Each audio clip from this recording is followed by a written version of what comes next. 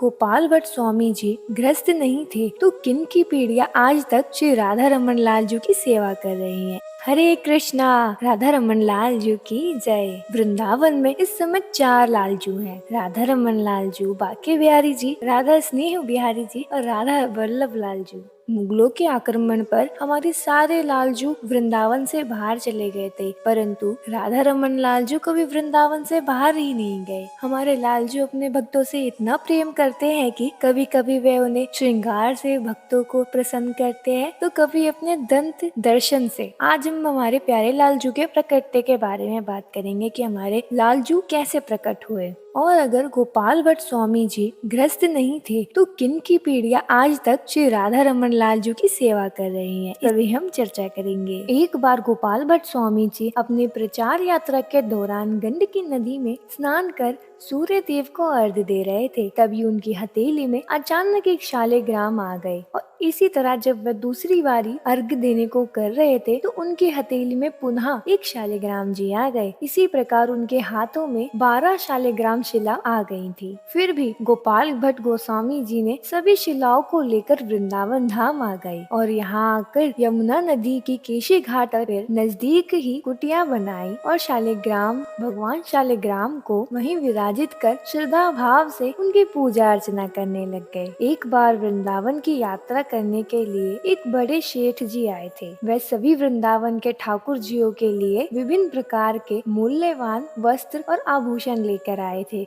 उन्होंने सभी गोसाइयों को वो वस्त्र ठाकुरों के लिए दिए और ऐसे ही गोपाल भट्ट जी को भी उपहार में दिए। परंतु जब बात शालिग्राम भगवान जी की आई तो वह सोचने लगे कि शालिग्राम जी तो ऐसे वस्त्र कैसे धारण करेंगे। तो श्री गोपाल भट्ट गोस्वामी जी के मन में यह भाव आया कि अगर मेरे भगवान भी अन्य ठाकुरों की तरह होते तो मैं भी उन्हें अनेक प्रकार के वस्त्र धारण कराता, उनका श्रृंगार करता, उन्हें आभूषण धारण कराता और उन्हें झूला झुलाता, बैठे रहे। परंतु जब सुबह हुई तो उन्होंने थोड़ी सी झपकी ली और फिर उनकी आंखें खुली तो उन्होंने देखा कि और उन्होंने आश्चर्यचकित होकर देखा कि उनके श्री शालिग्राम भगवान जी साक्षात त्रिभंग ललित द्विभुज मुरलीधर श्याम जी के रूप में खड़े हुए हैं। जिस दिन ये लीला घटित हुई वो दिन 1599 संवत शेखाव वैशाख शुक्ल पूर्णिमा का शुभ दिन था। श्री गोपाल भट्ट स्वामी जी ने उन्हें उठाया और उनका विशेष रूप से श्रृंगार किया। उसके बाद उन्होंने अपने गुरुजनों को बुलाया और श्री राधा रमन जी के प्रकट्य उत्सव की पूरी श्रद्धा भाव से भी मनाया। शालिग्राम शिला से स्वयं राधा रमन लाल जी के प्रकट्य होने के बाद गोपाल भट्ट जी उनकी सेवा भाव में लग गए। परंतु जब गोपाल भट्ट जी वृद्ध हो चले थे तो उनके मन में ये प्रश्न आया कि अब वृद्ध जनों से श्री लाल जी की सेवा ना हो सकेगी, इसका भार अब किसी गृहस्थ को देना पड़ेगा, तभी प्यारे लाल जी की सेवा अनेक वर्षों तक हो सकेगी और उनसे लाड लड़ाया जा सकेगा। तब गोपाल भट्ट जी ने गोपीनाथ जी से कहा कि तुम्हारी अब तरुण अवस्था है और तुम अब राधा रमन लाल जी की भली भांति प्रेम से और कई प्रकार से सेवा कर सके, अतः तुम्हारा विवाह करना ही सही समाधान है। तभी गोपीनाथ जी ने कहा कि मैंने तो अपना सब कुछ आपके चरणों में सौंप दिया है प्रभु, अब मैं मायावती जीवन नहीं जी सकता हूँ, परंतु मेरा एक भाई है दामोदर दास देवबंद में रहता है। दामोदर दास जी को